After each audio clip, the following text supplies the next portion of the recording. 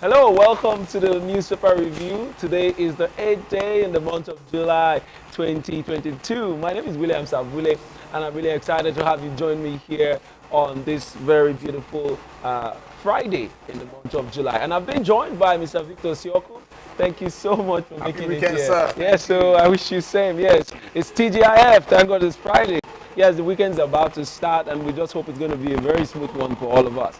And to our viewers, do well to stay connected to us by subscribing to this channel.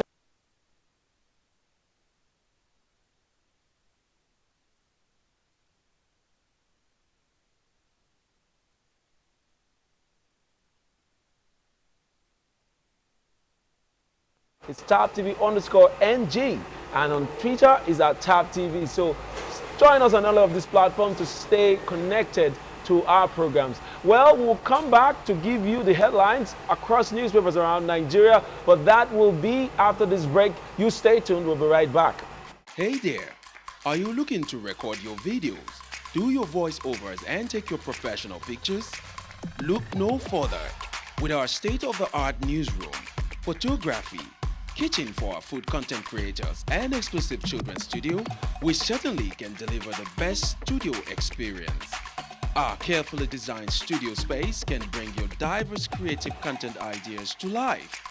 We aim to consistently serve value to our customers far and wide. Come, let Tharv Media give life to your dreams. Tharv Media, a slice of infotainment.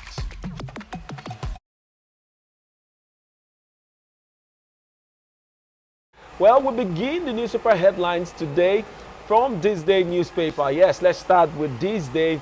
And the headlines on This Day newspaper reads, we'll start from the top part. It says, natural oil gas suppliers seek 5-month licensing window for diesel importation. Members to meet Buhari on forex scarcity, tax relief, orders. PMS consumption. House demands details of seized auction products from customs. All right, to get details of that, please pick up a copy of This Day newspaper. All right, we move on to other headlines here. We see Boris Johnson resigns after mutiny in his party. That story is on page 5 of This Day newspaper. All right, as the big headline here on This Day newspaper, we see Lawan. Insiders connived with terrorists to attack Kuje prison, says development symptomatic of security failure. We've mobilized all security apparatus after attackers, federal government declares. And lastly, I'll take this one. Eid el-Kabir, Sultan urges prayer for Nigeria as federal government declares Monday, Tuesday as public holidays. Details of all of that you see on page 43 on This Day newspaper. So do well to pick up a copy to get, the full story. All right, Mr. Victor, let me come to you.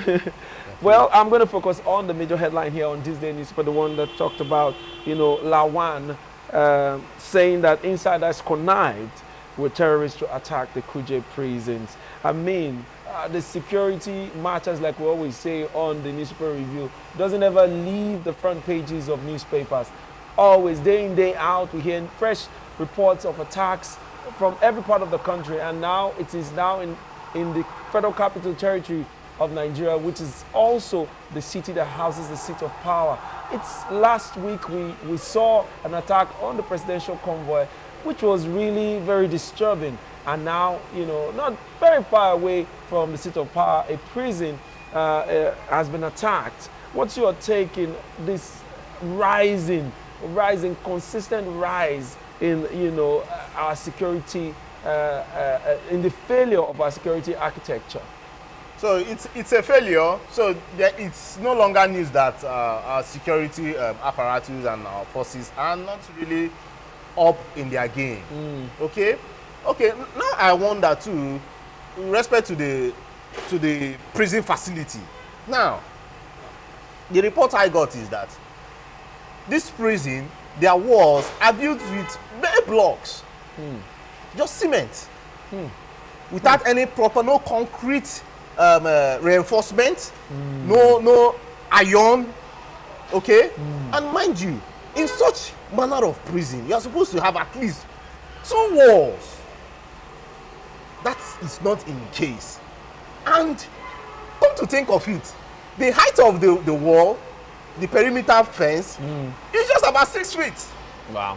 Just about 6 feet. Now, there was already an attack that happened some time ago, and they did not make repair.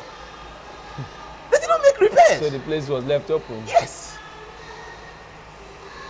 No CCTV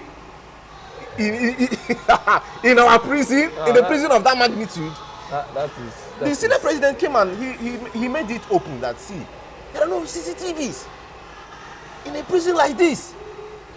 Okay, now. Well, let me add. In a prison that houses terrorists as hardened as Boko Haram members, and it is, well, according to them, they say it's a minimum security prison.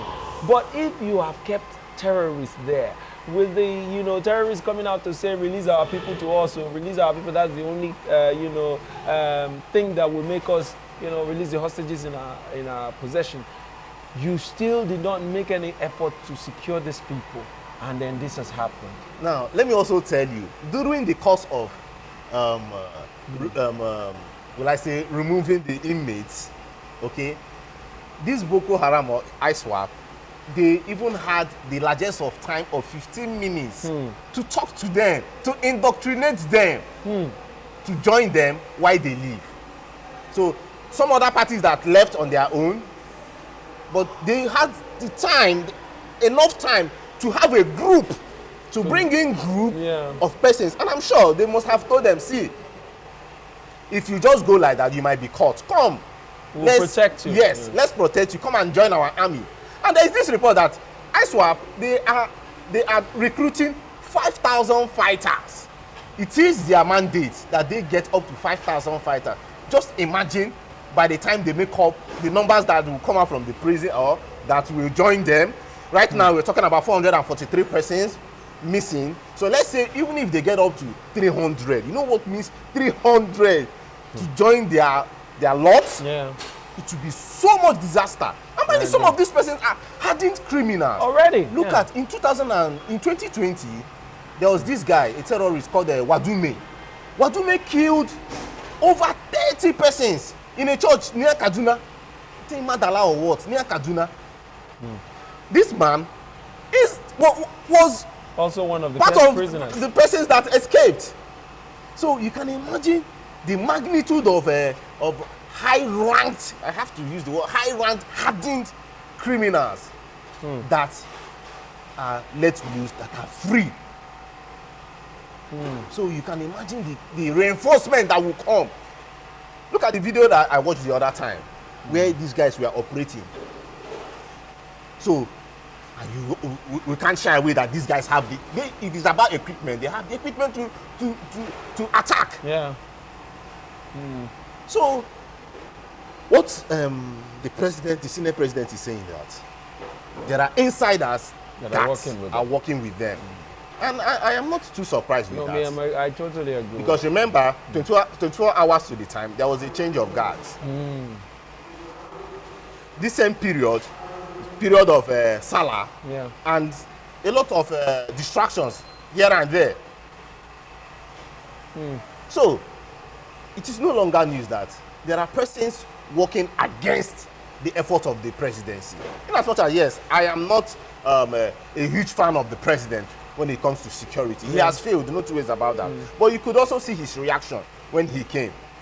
And some persons are saying that the prisoners were let loose so that they can accommodate for the request from the Kaduna train attackers. Yeah, which is that they should release their guys in captivity. Yes. They will release back the ones in the So, but I'm of the notion that with the presidency allow, yes, that you have more than 443 prisoners on the run. So it's unfortunate. It's very, very unfortunate. You know, looking at this situation, it just goes ahead to confirm that if something is not done on time, if these matters arising in our security, architecture is not addressed on time, it might really escalate to something beyond the control of our government. you know, for terrorists to go to the length of attacking the convoy of the president. It tells you the extent to which they are ready to go, the extent to which they are ready to make a statement, the extent to which they are ready to prove the point that they can actually take over the country. We know that, you know, we've seen it happen in other climes where, you know, there was a total failure in the security architecture. In Libya, this happened after the US left. You know, till today, I don't think they are still, they are normal again. Federal government needs to focus on protecting lives and property. Every day, people are dying in this country in the hands of this, you know, lawless and reckless terrorists. It's quite sad, but we hope that it will only get better from here on. All right. Let's go on to other papers. We'll take on the Daily Sun newspaper for today, the 8th day in the month of July 2022. And it says here, kidney saga, hope rises for Ekweremadu's. UK court rules donor not minor. That story you find on page 8 of the Daily Sun newspapers. All right, all those headlines here, we see Abuja court sacks PDP Guber candidate in Delta. Still on page 8 of the Daily Sun. And as the major headliner here, we'll check this one. It says Sultan seeks divine intervention to end rising security challenge. Urges Nigerians to pray for country. And details of that is on page 6 of the Daily Sun newspaper. We'll to take this one. It says Senate fumes over Kuje prison's terrorist attack. Calls for sanction of security agencies. Wadume kidnap kingpin among escapees. The right. Federal government plans specialized court for gender-based violence. Malami. Details of that on page 5 of the Daily Sun newspaper. Also, we take this one. It says bleak Salah as Nigerians groan over fuel scarcity, insecurity, soaring cost of RAM. Federal government declares Monday, Tuesdays as public holidays to mark Eid al-Kabir. And happy Eid al-Kabir to our Muslim viewers, by the way. We know it's Monday, but we wish you that in advance already. All right, let's talk about the Senate's reaction to the prison's attack. I mean, what do you think of that? Well, just like the Senate president came out, they have also, they are not happy. They are not. I mean, and then it's getting closer to them. Yes. So I mean, so they need to keep talking about it. This is just about 30-something minutes to the Aso That's what I'm saying. It's the same space. Oh my God! This is also about 20 minutes to the international airport. So I'm even asking, why is it that when this attack started, yeah, other security agencies around. Let's say that it happened at the odd time, okay? But is it that there were no radios? You couldn't radio in Abuja if such attack will happen for about an hour? Abuja is supposed to be one of the most secured cities in this country. So question is, when, like you said, this was happening, are they saying that there were no other, you know, security agencies that could have been called to come and give support? You know, that's why some other persons are beginning to think that this was a federal government's, deliberate move to release these prisoners. But then we're not saying that that's confirmed, though. It's just some school of thought in the whole matter, because Abuja is the seat of power, one of the most secured cities in the country, and this happened with no reaction from the security agencies. I just pity people in Abuja right now because of fear. Yeah, we've already started seeing reports from the U.S. We see that the U.S. Embassy has released a statement to its citizens living in Nigeria to avoid certain places in Abuja because they project increased crime and attacks within the city as a result of this jailbreak. And it's only normal that most of the people that have that have escaped from this place will want to survive because they are on the run, they are fugitives. So they will do all manner of things to want to stay alive. And plus the ones that have been taken to all these terrorist camps, we don't know if they feel that they have succeeded in attacking Abuja in this manner. there might just be a repeat attack. And it might not be a prison, it might be a government facility, it might be anywhere. So a lot of people are very apprehensive at the moment. You want to add to that? Yeah, another thing is that this has been there has been indicators that this will happen. Mind you, since 2020 up till now, we have had 12 prison breaks. 12. 2 in Jos, that's happened twice. That means in Abuja, another one might just happen or close by. Edo State, same thing happened. Imo State, Taraba, Jigawa, name them. For how long are we going to continue like this? It's sad. It's really sad. It's really sad.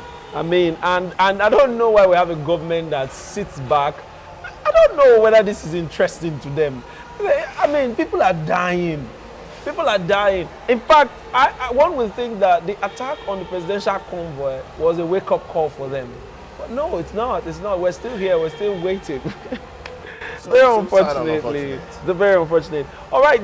Also, I'm going to ask you about, the Ikweremmadu's case. The UK government has finally confirmed or corroborated the story that the young man in review is not actually 15, he's 21 years of age.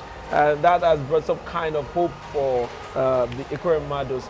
What's your take on their current situation? Yes, I'm happy that the truth is coming out, and I want just the truth and nothing but the truth. Yeah. Okay, they've confirmed that actually the young man, 1 minute, he lied of being 21, and I also being want 15 actually.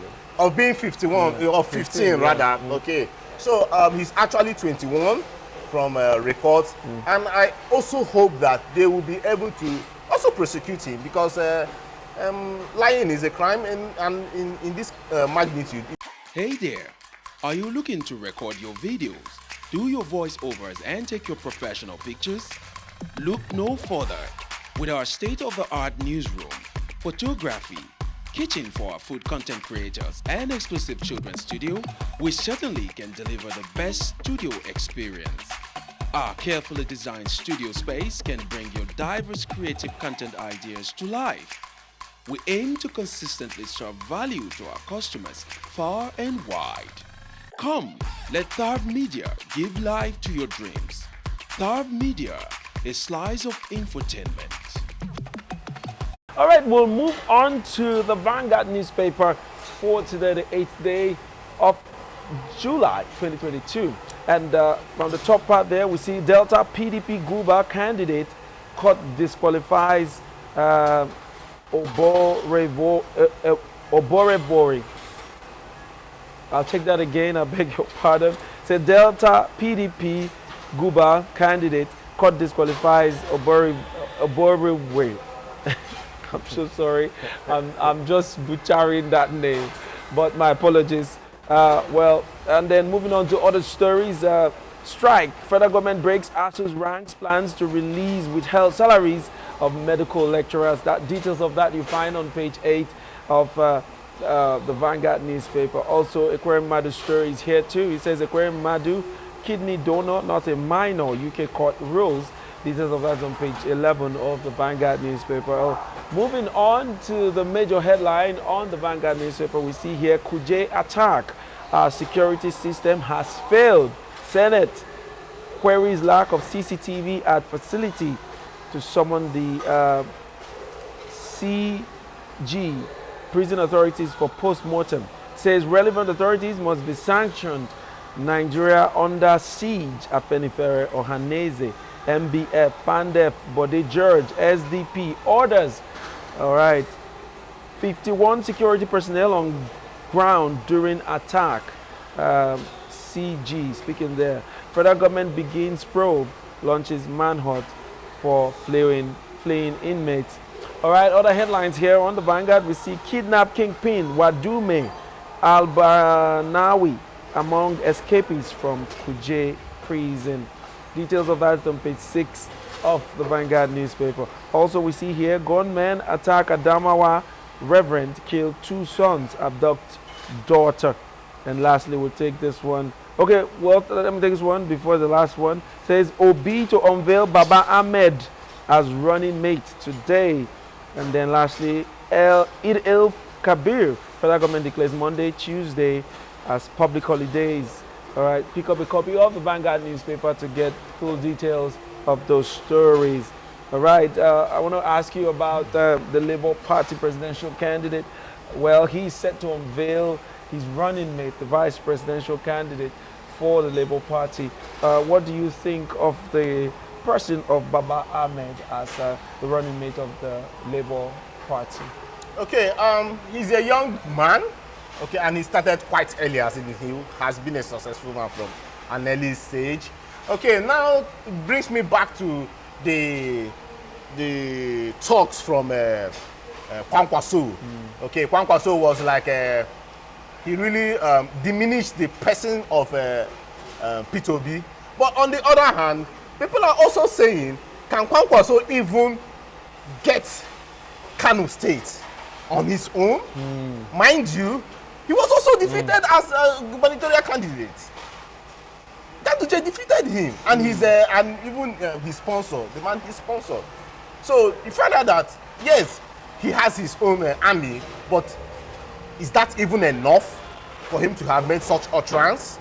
Okay, so we saw the live broadcast that happened on Arise TV when P2B also came out to say, see, it is not just about winning a particular place, okay? He needs the people. In fact, he's always hinging his manifesto on the people. The structure is on the people and not just one individual. Yeah. So, but it's still a good thing that he came out to, okay, the Labour Party as a group has come out to select a candidate in the name of Datti. Ahmed Datti. Ahmed Datti is a technocrat, okay? And he has also, mind you, he has also tested power because he was former, he was one time House of Representative member, and he even also tested the House of Senate because he got a mandate that was also collected from him after 1 year, okay? But he just spent only 1 year In the Senate.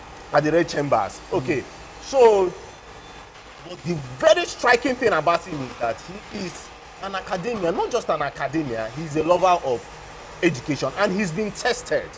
Most too, he has a hospital. So he has tested private sector, just like Obi himself. And his university, for instance, the base university, has really grown in terms of research and in technology. And mind you, P2B mantra is better education for Nigeria. He's a man that, okay, even when he was asked about the subsidy, he also came out to say, see, he better uses the subsidy money to develop education. He even mentioned that, he even opened my eyes that Nigeria budget for the past 10 years have not in education. Nigeria has not spent what as in times 4 of what we spent in subsidy. Are you getting that? Yeah. So it is total waste of money, wasting money on subsidy while education is lagging behind. The same subsidy that our refineries have gone moribund. Why didn't we have used that money Put in there. to put them in order or build new refineries? Right now, Nigerians are like, okay, the government of the Buhari, they are now just, their eyes are all bent in Dangote refinery, Waiting for that to start running. It's Okay, so unfortunate, yes, the person of Datti, I see him as is a technocrat, which lots of youth are clamoring for. But another challenge I have with him personally, I think he does not really have a strong followership. Okay, I need to come from the analytical part of me to say that he does not have that strong followership. And in Nigerian politics, you know, being good is not enough. That's one angle. But you have to also have popularity and followership to get up there. So it will take, you need to put in work, no two ways about that. He should not just go and sit quietly.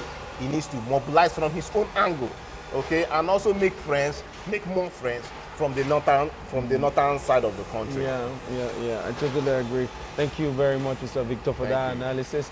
That's all we'll be taking for today. But we want to thank you for making it here. And to our viewers, thank you so much for staying with us. Don't forget, that you can also participate in this program by dropping your comments and reactions on the comment section. We want to hear what you think about some of the things said here on the program. And also want to thank you. Stay connected to us on all our social media platforms. That will do us a lot of good, and also it will help you to follow us on our programs. Until next time, I come your way again with the newspaper review. My name is William Sabule. See you next time.